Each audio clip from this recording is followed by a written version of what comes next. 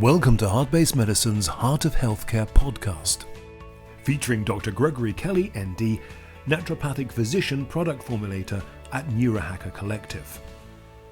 Exploring the science behind flow state performance. I'm really grateful and pleased and honored that Dr. Greg Kelly is with us today. For those who haven't seen the previous episode, he is a naturopath and he's the lead product formulator at the Neurohacker Collective. And in the last episode, we explored kind of your background and what got you into product design and what got you into dedicating your life to facilitating an awakening process, let me put it this way.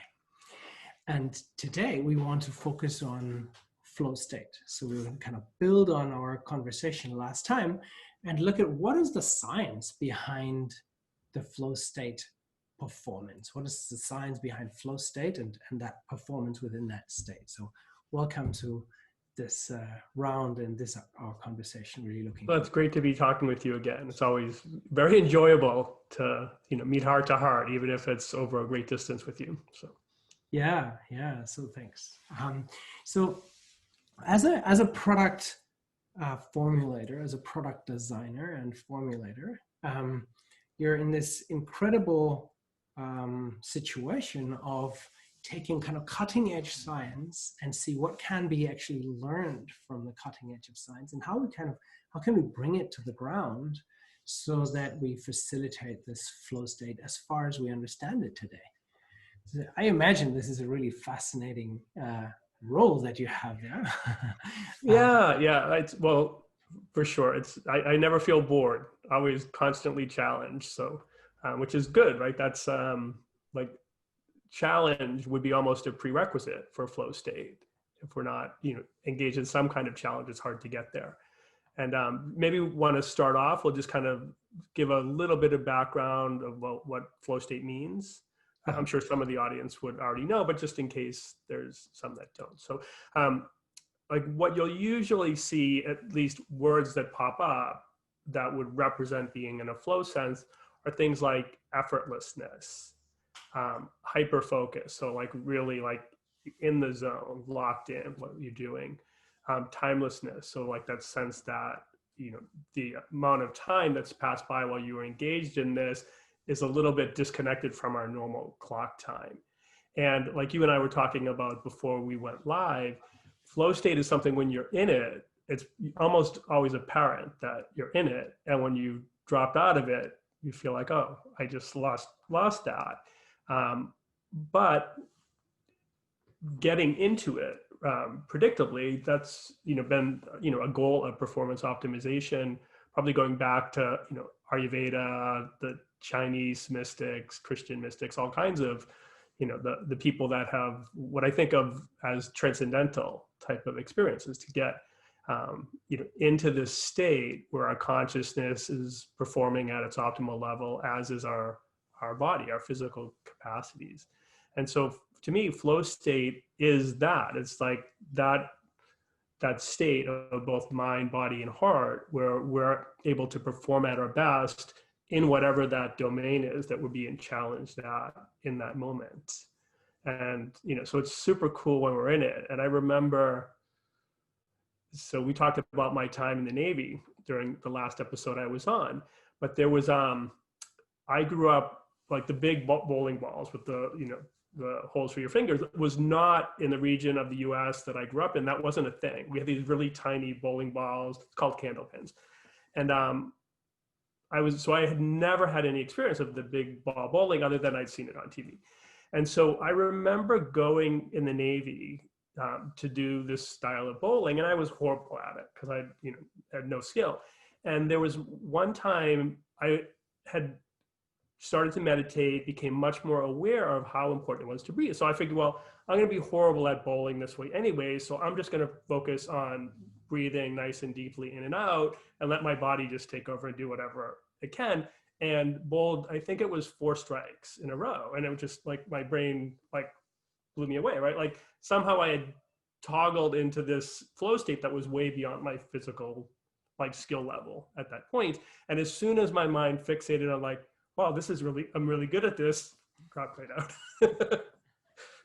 And so I think we've all had spontaneous, no, maybe not all, but certainly many people I know have had spontaneous instances like that where we've done something and dropped into a flow state, and then our logical brain has kicked us out of it, if that makes sense.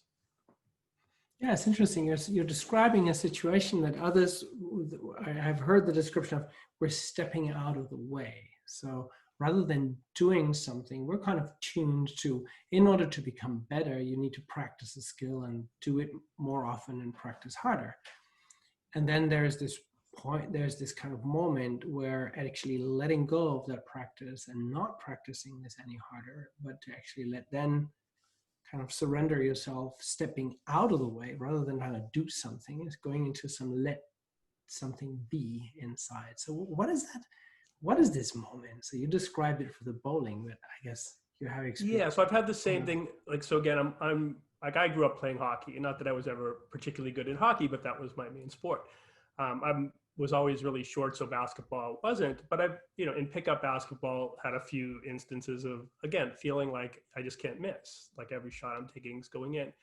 But I think if we're not skilled in something, it's pretty rare to get into that flow state in it. I think when we have more skill in a domain, it's going to be a much higher percentage chance that we can get into flow in general, but also intentionally. So, I think many of us will have an experience of a flow state. It's something we're not good at, but we don't have a recipe to get back there. But I think what you said is getting out of the way. I think that's what happened that one instance where I just kind of gave up the thinking about bowling, focused in on breathing, and got out of my body's way. And then it was able to do a bit better job than if I was trying to run the show, since I was a horrible bowler. So there you go. So here are examples of how to step into this zone, into the zone, as some would say, or into this flow state. And then you're kind of popping out of this at some point. For example, when a sense of self kicks in that then tries to kind of claim that state or claim the results of the performance in that state. And then it's gone. So we kind of, are you aware of those moments when you actually step in? Are you aware of that threshold point where it's like, okay, now I'm in flow state? So like when I've intentionally done it through breathing, I'll feel almost a calm centering through the breathing. And so I think that would be what I'm aware of. The output of the flow state, like that I become aware of as I'm producing the output, if that makes sense. So I would say in my normal job, it would be writing something creative would be the most common experience of being in a flow state, where that sense of effortlessness, the timelessness, all those things kick in together. And it almost always feels like the end product, like things will just fall into place and I'll get a lot done in a relatively briefer period of time than what struggling would produce, as an example. And to me, some of that comes with expertise. Like I said, breathing, anything personally that helps me really hyper focus. So becoming in the zone, so to speak, with something is much more likely to kick into an area I'm already like skilled in to produce that flow state. Yeah, nice. So for me, like that breathing, but having some degree of having put the work in advance. Yeah. So when you're working, when you're developing products, is this how you develop products? Is that what happens? Is that you go into this kind of flow state, and this is where you get the insights into what might be the right proportions of the ingredients and what might be the right mechanisms you want to feed? Yeah. So what'll happen when we develop products at NeuroHealth Collective, we start with doing just crazy amount of research, but on pathways, mechanisms, but then individual ingredients. It's always our goal to find if there's synergies in ingredients, but that's typically understudied. So, ultimately you're left trying to fill in the gaps. And I think similar to what we just talked about, as all of those things build the required expertise, the skill. And then often something will fall into place as we're putting things together. So I've been working on a project on mood. Like we typically have a couple different projects going on, but this one's been going on for well over a year in terms of the research, trying out some initial recipes. And I think it's somewhat through that trial and error. So, so the last recipe we tried out, we had 20 people, I think we gave it to, and it was close. Like the foundation seems there. Now it's, can we get that recipe to work even better to produce, so what I would say is it produced a good result across the board, but not quite enough excellent results in my mind, in terms of what I would look for the feedback we get. And so what then happens, I have to step away for a little bit and let my brain sort all that out. And then, sometimes nature has been really helpful for that. As I walk by the beach or out in like a garden setting, all of a sudden something will pop into my head like, oh, that could be the thing to adjust here, or the thing to drop out or add. Yeah. So one part, let's look at a product that is available. Let's look at, for example, Qualia Mind. Okay. So here's a product that is supposed to nurture and improve cognitive performance, if you like. Is that right? Yeah. I mean, I think that the core word probably is focus, more so than anything else. So because focus is a prerequisite to that flow state. So a big part of the design of Qualia Mind was to get people more predictably in at least having the brain resources to get into and stay into that flow state. And so focus would be a big part of the daily experience of it. Mm-hmm. Then longer term memory is a much more long-term game. The same with some other cognitive skills. So yeah, when Qualia Mind was designed, I think focus, concentration would have been like the two key subjective experiences we wanted people to have the day they took it.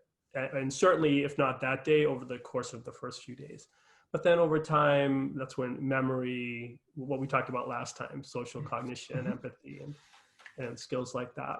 So you used measures like, evaluated, established methods of measuring cognitive performance. Yeah. So I think you used the Cambridge Brain Score, and then there's obviously IQ testing. And so there's a whole range of tests that can be used to measure cognitive performance and different kind of domains of that cognitive performance. And especially for things like, there's apps you can get on your phone that would measure ability to essentially pay attention and then respond quickly to new stimuli. And so there's lots of things that we would normally, or that we would use in the course of testing out different recipes for things. Mm-hmm. So those are established tools and measures. Mm-hmm. If we're talking about flow state, then it's more subjective. So, the only thing I'm aware of is, I believe it's called the flow state scale. We could put it in the show notes, which I think it's about 36 questions maybe, that then has people rate these things we've talked about, like effortlessness and timelessness, and these essentially characteristics of feeling, of being subjectively in that flow state. Mm-hmm. So what is this flow state when you look at this scientifically? So we have a subjective experience, and I guess we will both argue that that's part of science too, although that not every scientist would agree. but let's say that we want to have the subjective, introspective scientific approach. So, and we kind of solicit this information by questionnaires, for example. So that's one way. The other is to actually describe it or measure it from the outside. So we're saying, like, we know that this is how we want to measure flow state. Mm-hmm. Is there a way, is there any measurement, like, is that your brain is in a certain frequency, or does it go into phase with some other frequency, or what would be a way to describe it? So,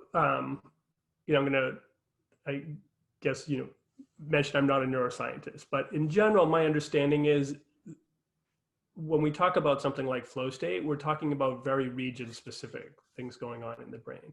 So in alpha brain waves would be characteristic, but that wouldn't be a brain, like a whole brain thing. It would be in parts that type of brain wave, which is really, that's the relaxation response type of brain waves. And L-theanine, which is a nootropic substance from green tea, is one of the things that's been studied and shown to induce alpha brainwaves in some parts of the brain. So we know that typically is something that's characteristic of being in the flow state. Dopamine, which is our reward neurotransmitter, that seems to play a very important role.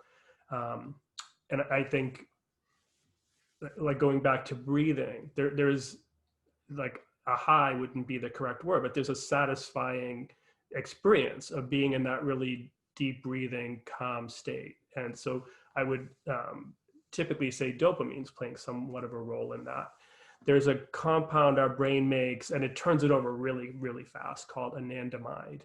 And it would be an endocannabinoid. So what happened when, with marijuana, there's compounds in that essentially trigger receptors in our brain. So the assumption was there must be something we produce internally that is designed to stimulate those receptors. And so that's the endocannabinoid system, these cannabinoid-like signaling molecules that our brain makes. And anandamide is one of the core ones, and ananda is from the Sanskrit term for bliss.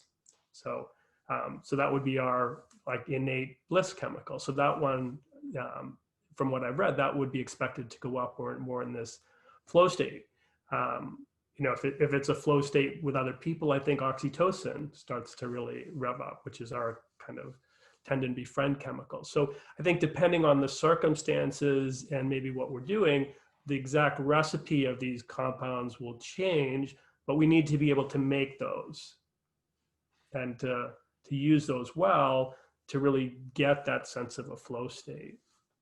So which way around does it work? Is it that I am in a state of focus, and being in this state of focus leads to the release of these substances? Being in a state of, in a flow state, that is what triggers the release of these substances. And then I have subjectively the feeling of, wow, this is kind of cool. Or at the end, I get the feeling, whoops, that show's over. So, or is it the other way around, that we're releasing these substances, and as a result of releasing these substances, we're in flow state? I think so my bias would be it could go both directions.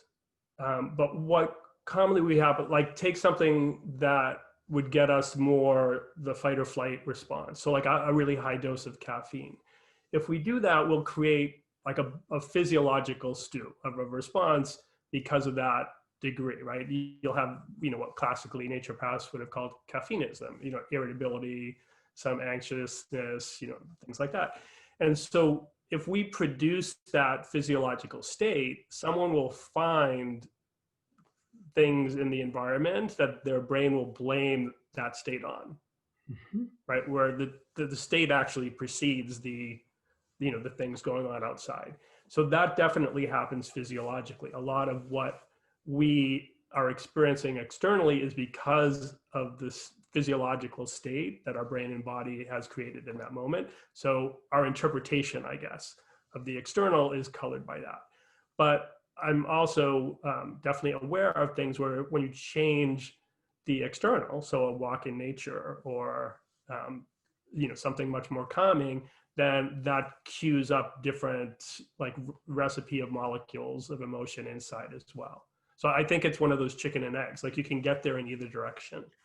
And what do you think that let's say providing the brain with substances as a means to an end, is this helpful when I'm in a state of substance deficiency? So, if I'm short of dopamine, then if I'm adding dopamine, then I'm getting to my basically baseline.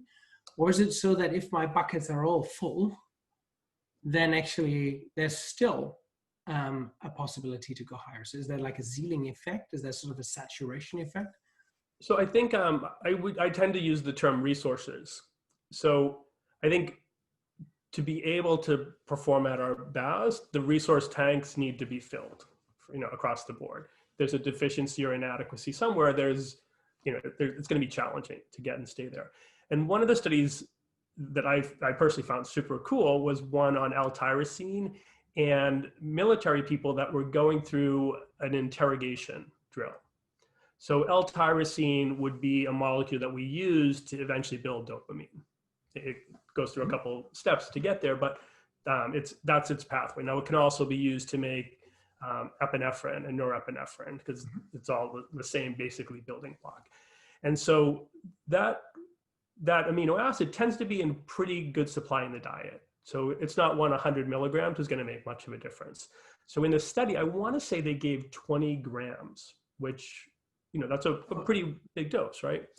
And usually during these interrogation training, and I think was for pilots is my recollection, but don't quote me on that. But, these are long, grueling things where, they're treating you as if you're, been captured or a prisoner trying to get information from you. And what eventually typically happens is these soldiers wear down. They become essentially learned helplessness during that couple-hour time period. Mm-hmm. And what the L-tyrosine did, it allowed them to stay angry at the interrogator through the entire thing. It essentially prevented that wearing down mentally. And I think because it created now a big surplus of things to continue to make, and I think it would have been more epinephrine and norepinephrine to, keep that anger and intensity up to counter this, mentally wearing thing that you were being put through. So in that context, a bigger dose was needed to maintain that. In a daily life, we probably wouldn't need that much. Now, what I've also seen is some biohackers misstate that and say, oh, be careful of taking a lot of L-tyrosine, it'll make you angry. That's not what it showed. It was actually adaptive to have that resource in higher supplies in that context. If we were in a different context, the L-tyrosine on its own wouldn't have produced anger per se. Yeah, which would kind of follow the general rule that the body rarely over-regulates. It regulates into normality or into kind of optimal state, and it rarely kind of over-regulates into the other extreme unless it's a toxic substance. And so I see. So basically, when we're supplying, even though we might be kind of, our nutrition is is great, and we're taking care of ourselves, and we're sleeping well, and we're managing physical health, and we're managing kind of emotional balance, and when we are in a good state of health, we might benefit from a nootropic when kind of in view of, or when we're facing a more stressful period or a more challenging period. We could almost create a bit of a reserve for the hard times ahead of us. Both that, and in the midst of it, that's why most people, with Qual Your Mind, we would recommend 5 days on, 2 days off. So we're very big believers in creating cycling, essentially. It tends to create a more sustained positive response over durations of time. But personally, if I was going to go to a trade show and be exhibiting and at a booth with lots of background noise and people demanding my attention for long hours of the day, I'll do a bit bigger dose of mind, because I know my brain is now going to, compared to my normal comfy life, that I have my environment dialed in. I don't have the noise assaults, the people clamoring for my attention. My brain needs more resources for that. And I know when I've done that, I've experientially feel like I'm an upgraded version of myself across that more demanding time period. So with that cycling, even a more modest dose of mind during, a normal work day or work week can be advantageous, because our brain is constantly being given surprises at work, both, social surprises, but, I know in the medical profession, as choreographed as a doctor can make their day, there's, I don't recall when I was in practice, rarely had everything go according to plan. Yeah, so. Sure. It's a constant adaptation, right? And that is why you have to be really aware, and you have to be really alert, and you have to be kind of present. If you're kind of roboting through the day, or you're overtired, you're making more mistakes, you're actually becoming, it becomes dangerous. It's a question of patient safety at some point. And obviously, when we look at those colleagues that are kind of really frustrated and disillusioned, and maybe depressed, and questioning their profession and the wonderful profession that they have. So when it goes as far as that, then clearly we have been kind of out of balance before that. So it's I guess everybody working in healthcare knows about that being really present for possibly a number of patients during the day, then that requires a lot of energy. So one of the key drivers of this, if you like, performance is available energy, and we can do a lot with sleep. So what is the science behind the nootropics, kind of adding on top of just sleep well, you're going to be fit? Yeah. So I mean, I think so. When I think of like nootropics, to me is a category of things that we just talked about L-tyrosine, that does a really relatively specific suite of outcomes, because it's a building block for a certain pathway. L-tryptophan is a nootropic, but I think is much more of a weak pathogen, something that is more because it it can go two pathways: serotonin, eventually melatonin, or kynurenine, which is another pathway, and lots of metabolites, but one is NAD, so like a building block for cellular energy. But what I've seen in research of L-tryptophan, given just on its own, you see a lot more of things like altruistic behavior has been studied with L-tryptophan. Obviously, mood is a big thing that's been studied a lot with it. It's also been looked at for behavior. But again, what seems like L-tryptophan, so when we talked about L-tyrosine in that military study, anger doesn't seem like a particularly great emotion. But in that context, it was adaptive. And so L-tryptophan, it's the same. It tends to make us more homeostatic socially. So if someone's being trampled, it will allow them often to stick up a bit better for themselves. But for other people, it would bring out that altruistic behavior. And unlike tyrosine, where we get a lot in our diet, tryptophan on average, I think we might have mentioned this last time, we only get 600 to 800 milligrams on average. So it doesn't take much of a dose of L-tryptophan to change our state sometimes.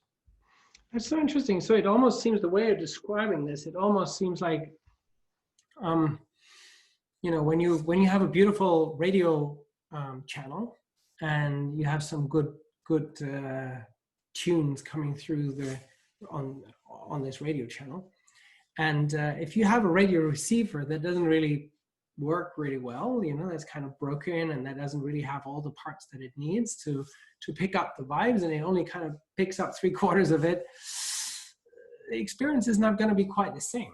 So if we go, let's say, into state changing practices, and yet our instrument, if you like, that we're playing on isn't able to really resonate with that frequency that is being established, or that we're trying to allow to come through. We talked about stepping out of the way. So when we're actually, it sounds like that a nootropic is almost like tuning an instrument, or kind of an instrument builder. When you have a string instrument and it kind of doesn't have a clean sound, and if we just shape it a little bit and bring it into a better shape, then actually, if you then strike it, actually then there's resonance. So is that how we could see a nootropic? And it's optimizing our central nervous system to the degree that if we're changing state, then if you like, the body of resonance is prepared to actually go with that flow, rather than kind of being in the way and not really being able to go in phase with the state change. Yeah, I mean, I think even some of these that we talked about, they're changing subtly our state. So like L-theanine typically is experienced as somewhat of an anti-stress response, like a relaxation response. It's often with green tea, which does have some caffeine, not as high concentration as coffee, but enough. But the reason we experience drinking green tea differently than a cup of coffee is often attributed to that L-theanine, because it's creating that counterbalance. And so what I think, like resources would be, my baseline thing. Do we have enough resources to make what we need given, contexts that might be, more strenuous than sitting at home, with loved ones? And so we want to make sure, yes, do we have those? We can get a lot of those from our diet, but depending on a diet, so I've seen a couple interesting studies on vegetarianism and creatine. So creatine, for 25 years, that's been used for sports performance, and, great compound. I've seen really a burgeoning amount of research on that, on supplementing creatine for both memory with aging, but also mood. And part of the reason is we talked, or you touched briefly on it, this idea of making energy. Like these things, when our brain is challenged with more things, even staying in a flow state, it's using a lot more energy. So yesterday I was talking with someone about chess, and they mentioned that they'd seen, I don't know if it was in a documentary, and I have to look this up to verify it, but that a grandmaster will burn like 600 calories during a chess game because of all the mental energy that they're putting into that. Now, when I play chess, I'm sure I'm not burning that much, but that gives a sense of, like, that would be a lot of exercise to burn that amount of energy. And part of the reason is that our brain burns about 20% of the energy that our body uses in a day. And that, it's pretty wild when you think it's about 3% of our mass. So it's just a very active tissue. And so where creatine fits in, creatine's the buffering system to make ATP, cellular energy. And it's something that we can make a certain amount of in our liver and tissues, but we need to get the rest from the diet. And if we're not eating meat, it's hard to make up that gap. So what I've seen in one study, it was with women, that when they went to become a vegetarian, they started to slowly build like a hole. They couldn't make enough creatine to essentially meet their daily demands. And it only took 1,000 milligrams, so a gram, which is way less than bodybuilders or strength athletes would use, to more than make up that deficit and keep them filled over time. And so with something like creatine, that's what I look at is, all right, we know this is super important for essentially making that buffering system for ATP. We know for strength athletics, obviously, that's why it plays in for sprinting and powerlifting and things like that. But for lots of the things our brain does, especially for mood and strenuous mental activity, creatine also plays a prominent role because our brain's even more active than our tissues are when we're exercising. And so like my bias is we don't need crazy high amounts of it to get a nootropic effect. Our diet, our lifestyle, the context of how we're living our life, all those things play into whether we would need some to experience our best performance. Yeah. Okay. So there's kind of a minimal viable, if you like, a concentration of a profile of different substances that would be ideally, that we would ideally have in order to facilitate flow state. Yes. So is there a way, can we turn this around and actually measure? So if you're kind of taking a blood sample, could you say, by analyzing this profile of substances in the central compartment in my blood, would you be able to say this guy's in flow state or not? I mean, not to my knowledge. I mean, maybe there is a way to do that, but I'm not aware of it. And the other thing with, so this would be my belief about things in the blood, is that what's in the blood isn't always predictive of what's going to be in tissues. And even in something like the brain, so we know that the brain uses a lot of glucose as its preferred fuel. But what will happen if we're engaged in, say, like a specific type of energy draining task, what will happen, it will create local depletions of glucose in that part of the brain. There may be plenty of glucose in our blood. There may actually be more than enough in other parts of our brain. We've just created like an allocation problem. What we have there's not enough of it in the region that's using it most aggressively. And so like blood would never show that up. The other thing, and we talked about this a little bit, I think off the camera in one of our talks, is the idea of signal to noise ratio. Mm-hmm. So my belief about most things are receptor mediated, right? There, something has to get that substance from the blood into cells, into tissues.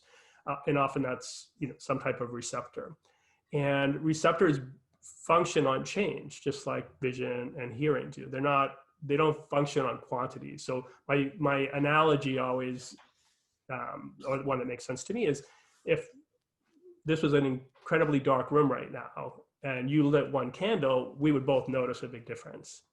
But in this bright room, lighting one candle is not going to really, we wouldn't even be able to tell, right? So the one candle on its own was irrelevant. It was the change from the background noise level. And so things in the blood, like I remember getting frustrated at naturopathic conferences, 20 years ago, because they would mention, oh, well, in this study, folic acid was high in the blood, and yet heart disease, was higher. That doesn't make any sense. And it's like, well, it would make complete sense if the folic acid can't get into the tissues, right? So like, I think, so a study I remember seeing, again, like 20 something years ago, so my details might be fuzzy, but the gist of it was I had this really good friend. He's one of the only true short sleepers that I've ever encountered. So he thrives on about 5 hours sleep, which is definitely not enough for me. But at the time, he was only allowing about 4. And his conversation in the late 90s was sleep's a weakness, like less is better. And so going along with this, not getting quite enough sleep, very active guy, ran, biked, like he was not someone that could just like sit still. He liked to move. And he said, oh, I get leg cramps all the time, but as long as I take high amounts of magnesium, some potassium, I'm all cool. And at the time, what I used to convince him that he might benefit from a little bit more sleep was a study that found that when you were sleep deprived, cells became magnesium resistant. Yes. So because of that, he needed a much larger dose of magnesium to overcome that resistance that the lack of sleep was causing. And so, like if we had measured his blood at the time, magnesium would have probably looked high because he was getting a lot in the supplements he was taking. It just couldn't get into the tissues to play its role. So he was then experiencing cramps. And so my bias is in general that expect when we're not performing at our best, there's, one or more molecules that there's going to be resistance problems to. And so those will show up sometimes higher, but it's not like insulin resistance, right? Like insulin will be higher, but it's not doing its job. So I just think I'm really cautious about over-interpreting things in the blood. Excellent. So makes a lot of sense. So what would you say for healthcare professionals is the kind of what is in the way? What are the typical features in healthcare professionals that are kind of blocking flow state, and what would be necessary for those in the healthcare profession to really show up at their best, if you like? I think there's many paths that we can take to get there.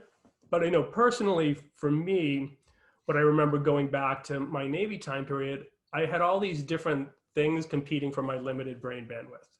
So what should I do with my car when I go out to sea for the next 6 months? Should I, sell it? Should I find a place to park it for 6 months? And like I can remember even something that seemed small like that, right? It's not like I needed the money or my life was going to be significantly changed one way or another, no matter what I did with this car. But until I made a decision about that, it would consume a lot of the bandwidth. And then stack that with like 50 other things, all competing for, what I think of as a finite capacity, our mental bandwidth. And so what I learned really like that stuck with me over the decades since then is if I feel there's rumination about something, if something I become aware of, like it keeps resurfacing, what should I do about this? Just do something is like for me. So in that situation, it was really almost a synchronicity. This person I randomly met that was also in the Navy had a side business selling used cars and, wanted a really like a car just like mine to give to his daughter. And I'm like, literally, dude, you can have the car for $1. I just want to free up my bandwidth. And, and so I think that to me is the core thing. So I love Jamie Wheel's wake up, grow up, show up analogy for, performance optimization and flow state. And what can often inhibit that wake up, that prerequisite stage, is our bandwidth is being consumed with all these low level things. And then sometimes really big things, like relationship issues or, ongoing conversations we have with, something at work or in other areas of our life. So I think a prerequisite to be able to more predictably get into flow state is to become aware of these things that are eating up or consuming lots of our bandwidth and take steps to remedy as many of those as possible. And what I experienced personally and have definitely seen with other people I've worked with is when more bandwidth becomes available, then all kinds of good things happen. But our ability to perform in areas that require being in that flow state are much more likely now to occur. Yeah, wow. And that is something that is very key to healthcare professionals, often being burdened with a lot of, simultaneous tasks or kind of really intercepting tasks, that kind of very complex building of managing, like 20 patients on the ward and a lot of them are in critical conditions and they're all needing very rapid decision making, and you need to find a way to stack it all up. So it looks a little bit like, well, that's exactly the kind of task set, or that's the kind of mental environment you don't want to be in to be at full performance, is to have all these many decisions that you need to make. Is that right? I think if that's the only thing that's consuming your bandwidth, I think you'd be able to do it. Like, so challenge is also a prerequisite, right? So we don't want to be bored, like challenging the brain, but we want to have enough bandwidth available to then allocate to that challenge. And so what I've seen is low level things that like keep popping in, like as an example, when, and this would have been super small, but when I used to, actually have hair before shaving my head, there was like a little bit of mental energy every day that went into like, does my hair look okay? Or, right? Like not a lot, but like it was one of the big things I became aware of when I started shaving my head, is that small amount of mental energy that went into being concerned about what my hair looked like was completely shut down. It became irrelevant. And so what I'm talking about is more these low level things that are just consuming small amounts of our bandwidth, but when added together, they're really squeezing that. And so it then allows less to do what you just described, which would be, a challenging job under the best of circumstances, but one with that those professionals are, like they've trained for that. They've got the skill, they've got the, like all of the things to be able to do that and get into flow. At least this is my story. If we could free up more bandwidth for them to use during their day. That is really interesting. So this is something that I noted during, if you like, high performance sport. So in martial arts, there was a practice that we were giving. And when I went into sailing, there was another practice that I learned through some kind of sports psychology training. And the practice that one, I thought a really nice description of this practice, they called it the black box exercise. So you basically, when you're in for a competition and you really want to have absolutely full, clear attention on just that and nothing else, what are you going to do if you just had some private life stuff that is really nagging? What do you do when there's some, maybe that, whatever is coming out of kind of left field from a competition point of view, where you want to be one-pointed focused? What do you do with that? And there was this practice where you basically acknowledge that is there, recognizing you can't push it away. You can't say no. No doesn't work. It will knock on your door constantly and disturb the process. So can we say yes to that? Actually acknowledge it. Say, okay, you are here. I see that you will get attention. That is fine. Now we're going to actually kind of like a medical self-hypnosis kind of process. I'm now going to put you into that black box. You will be revisited. We're now closing that lid, and you're going to sit here until I'm back from the competition. And it's amazing what that actually does. So that's kind of bringing attention to what you're just saying. Is kind of, and this could be a lot of little small things. Right, like it was one of my personal experiences that it's not all small, but that it's a combination. And so sometimes all we can really deal with in the moment might be the small. But if we take care of even a few small things, that's going to free up some bandwidth. And all of a sudden, with the freed up bandwidth, the bigger thing might now be more manageable, or something that we could take an action on that before we had removed these little things, we just couldn't even foresee how we would get there. So I'm a big believer in don't let what you can't do prevent you from doing what you can. Let's find the small things that we can do now that will free up some bandwidth, and we'll worry about the bigger ones once we get more resources in the system and have shut down some of these lower lower level concerns. Now it's always great when you can address a big one. That's the a bigger catalyst for change in my experience, and it's not always possible.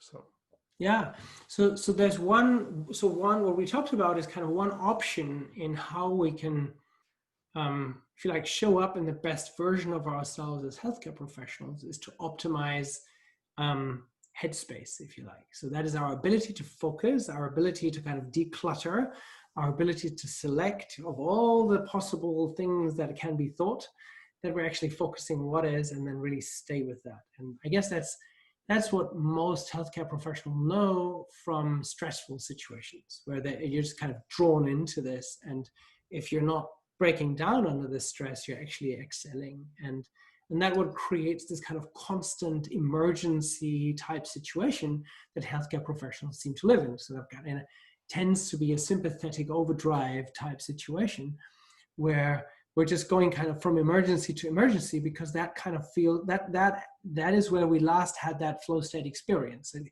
almost creates like an addiction to something that you're describing, actually not very conducive to flow state, because now we're in sympathetic overdrive and not in parasympathetic relaxation. Yeah, because this would be my story about what is happening based on how you're describing that, would be high stress has a temporary ability to move everything else off the table, so to speak, right? But it hasn't gone away. As soon as that stress now, it becomes less necessary to deal with, all these low-level things will start to creep back in on the edges. So they're still there, they still weren't resolved. And so like two words I'm a huge believer in are resolving the resolvable, and then like congruence, finding areas of incongruence and closing the gaps. And in general, if we do those two things, like our ability to perform mentally typically rises quite up. And so resolving the low level things. So, I have these clothes, should I lose weight and fit into them, or give them to Goodwill, or, whatever, right? Like name the thing. But if you continually over time go back to what should I do with those clothes, my baseline recommendation would be, I don't really care. Do whatever action you need so that you don't continue thinking of them. And usually that action is getting rid of it. Like that's the simplest step. And then congruence, I love an old Denzel Washington movie called Courage Under Fire. Meg Ryan was in it. I think a younger Matt Damon. I'm drawing a blank on a few of the other actors. Maybe Mark Wahlberg. But basically the setting was, he was a tank commander. I think it was late 90s movie, so it was probably set like the first Gulf War time period. And as the commander during friendly fire, his friend's tank got blown up. And the army said, well, we can't talk about friendly fire. So you can't tell anyone what happened. And so there's a gap between what he knows happened and what he's allowed to share with the world around him that happens. And he starts to struggle with alcoholism. And, since he's now underperforming as an officer, they say, okay, well, we're going to just have you go investigate this case. It's a slam dunk. We're going to give this deceased woman, Meg Ryan's character, a medal for heroism. And he actually does a better job than they expected and starts to find irregularities in the story. And what, I don't want to spoil the movie in case people do want to watch it, but what you find is all the characters have some gap between what they're saying happened and what actually did happen, right? So that's when I say congruence, it's that gap. It could be a gap between what we know happened and what we're saying happened, between our intentions and our actions, anything, right? Where there's a gap, if we can close that, then again, like my experience is, and I think this might go back to bandwidth, is bandwidth just really opens up, because I don't think our heart likes incongruence. And the bigger the incongruence, I think the more it weighs on us. And when it weighs on us, everything is squeezed. So I'm glad you're bringing that up, because that is, we talked about headspace performance, kind of cognitive performance, and then I guess part of flow state is kind of a congruence, I guess you would call it, or a synchronization, or a being in phase, or there's different terms for this, between heart and brain. Mm-hmm. So that's not just our emotions in terms of what we're feeling, but there is a kind of the heart as a receptor. We're feeling things, at least most cultures allocate this to the heart or chest area. We're saying that we're kind of feeling something in a situation that doesn't seem to be the result of our five senses, but there's a different kind of sensorium available as well. Like, this doesn't kind of feel right, or that's kind of fishy here. Or so there are other receptors. And so would you feel that part of flow state is kind of a coherence between brain and heart as well? Is that part of flow state? I do. And I think that's part of the reason that the right style of breathing is often one of the more predictable ways to get into that flow state, because breathing tends to synchronize a lot of my simple story is I think of my Greg, my internal physiology as the equivalent of being in this big opera hall. And something like breathing, if I was to breathe, say,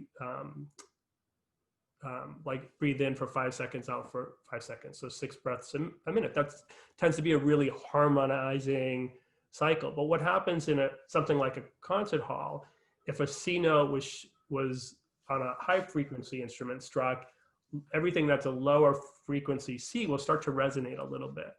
And so what tends to happen with breathing is any slower frequencies will now be dragged into phase. And so to me, breathing is a core thing to get into flow state. And once we're in flow state, some of these things we talked about, our making decisions become easier. So I'm a huge fan of what I call paced breathing, that 5 seconds in, 5 seconds out, but pretending that I'm breathing through this area.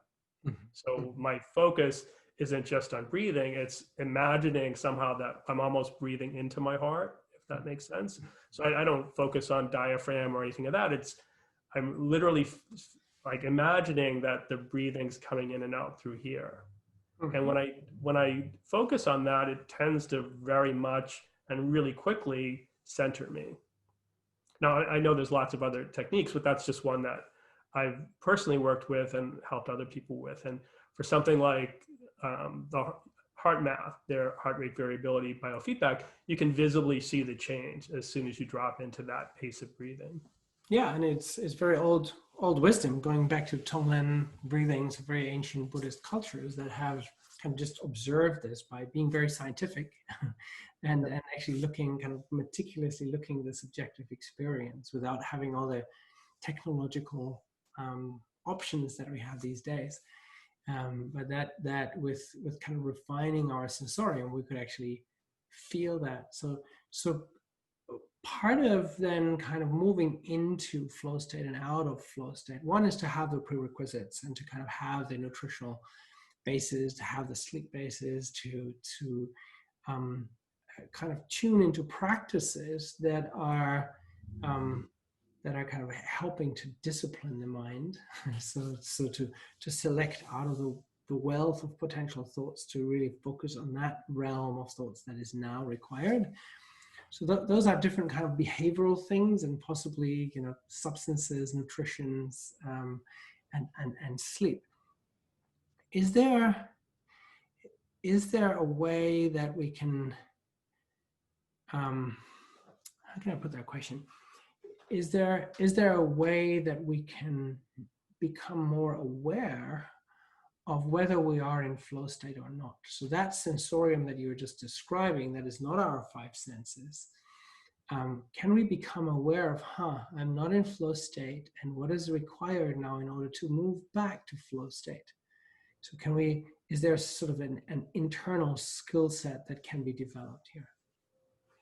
I mean, so my belief would be yes, obviously. Like, I think the more we invest in techniques like meditation or things that would be, so think of martial arts. Like, we've done Tai Chi for a while. We've put the work in to now, once we start it, we're going to tend to like move into a more focused state. So yoga, like any almost moving meditation practice, seems over time, if we've invested in it, it will kick us into that.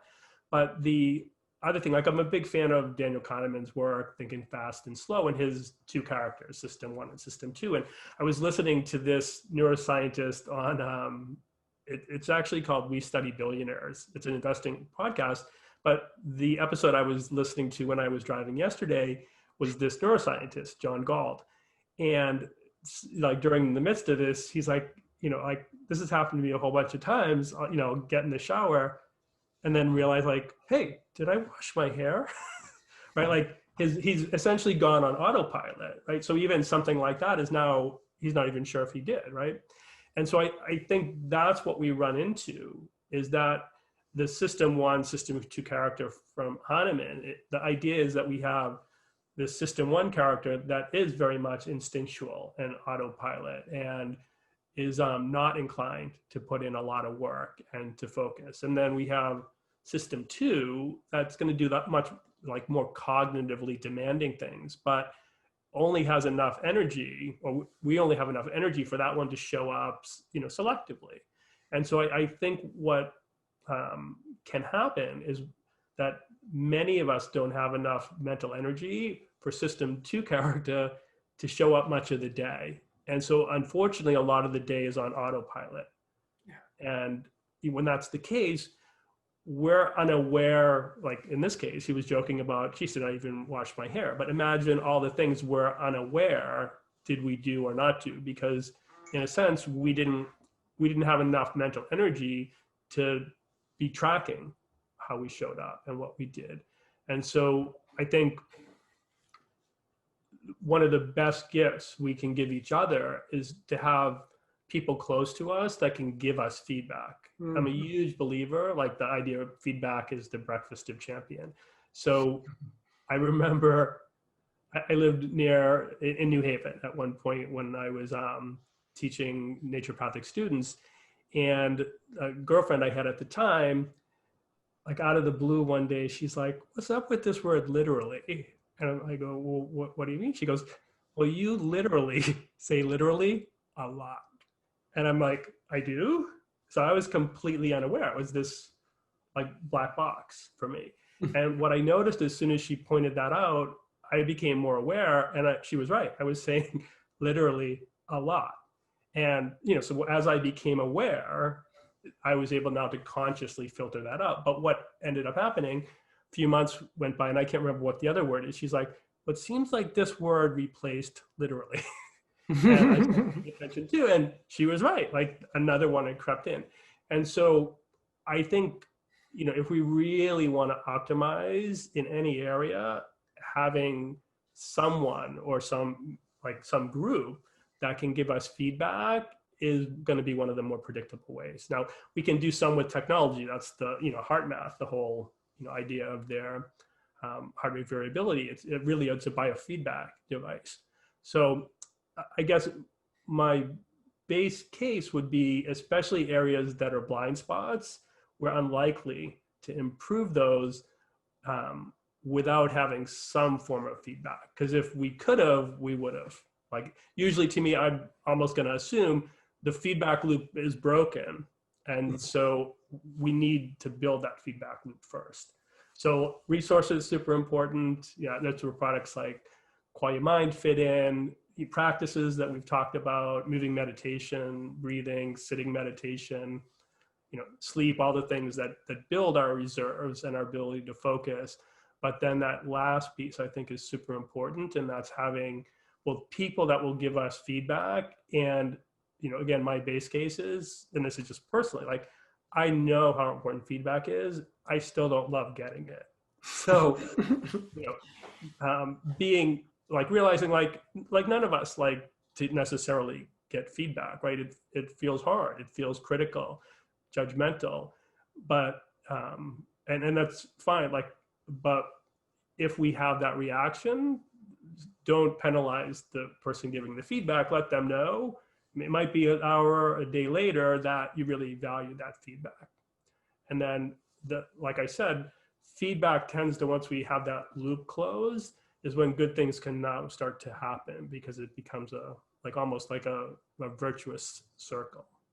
Beautiful. So if in addition to the prerequisites, to supplements, to sleep, to behavior, to practices, to focus, if in addition to that, we could actually promote a team behavior in healthcare, so in those teams that actually work together, where it is part of being a professional to actually help others recognize when they're not present, when they're in some sort of default system mode, and they're actually not fully aware, and they're not really available for the moment. They're just kind of roboting, kind of pre-programmed behavior, rather than actually being available and possibly doing something quite unexpected. That, I guess, would be threatening to a lot of the hospitals if you have, employees that are kind of not predictable because they're in presence. They're not following the protocol, but they might actually do things that are not quite protocol. I guess that's not maybe what every HR department wants to see, but at least we could help us stay in presence. And maybe what the CEO of the hospital would like to see is that we're having less patient safety issues, and we're actually safer, and people are actually happier, and there's kind of less depression, less suicide going on in the health profession. Yeah, I think both pilots and hospitals have done that, where they've created, simple checklists and other things that act almost like a degree of feedback, right? It's not feedback from a person, but it's feedback because you're going through this sequential step to make sure that system one doesn't, essentially zone out something that was important. So yeah, I'm a big believer in, so again, like my base case would be taking the system one, system two character analogy and assuming, so what I'll often hear is this idea that the brain's really lazy, and given a choice, like it's system one, if it thinks it can handle it, it's going to take that job over, and system two is not even going to get engaged. Now, I think some of that has to do with not enough brain energy, but I think some of that, there's a truism there that we're going to be on autopilot some of the time, no matter, how great we are at meditating or our job. And so things that we can build in to make sure that even when we're in system one, we're not going to, have washed our hair and forget about it, are important. Great. Thank you. Thank you, Gregory Kelly. Thanks a lot for a lot of insights, reporting from a very fascinating field of product development and your own experience, and with a lot of, I feel, very useful pointers for healthcare professionals in how we can support each other and take responsibility, each and every one of us, to actually show up as the best version that we can. So absolutely. Well, thanks again for having me on your show. It's been wonderful talking with you again. Thank you. All the best. Take care. This has been a Heart-Based Medicine production. Thanks for listening.